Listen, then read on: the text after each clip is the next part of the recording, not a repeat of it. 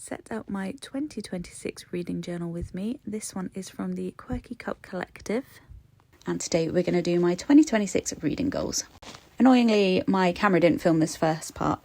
I probably forgot to hit record, but you didn't miss much, just some straight lines. So the plan for this one is to do a cathedral window with the goals on it.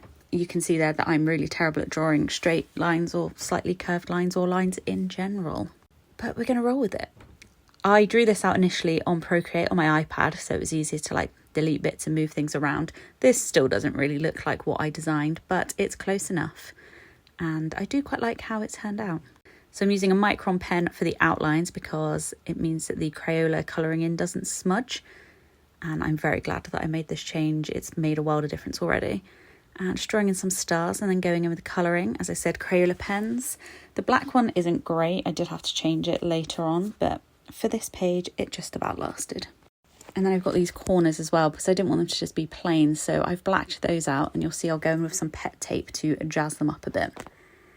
So skipping through so you don't have to watch me colour all of this in grey. But there we go.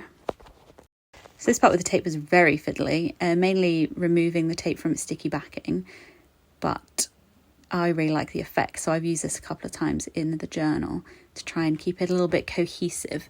The plan was for every page to have some sort of cathedral window on it, but the stickers I bought are actually too big, so that's a shame, but we jive, and I'm making it work.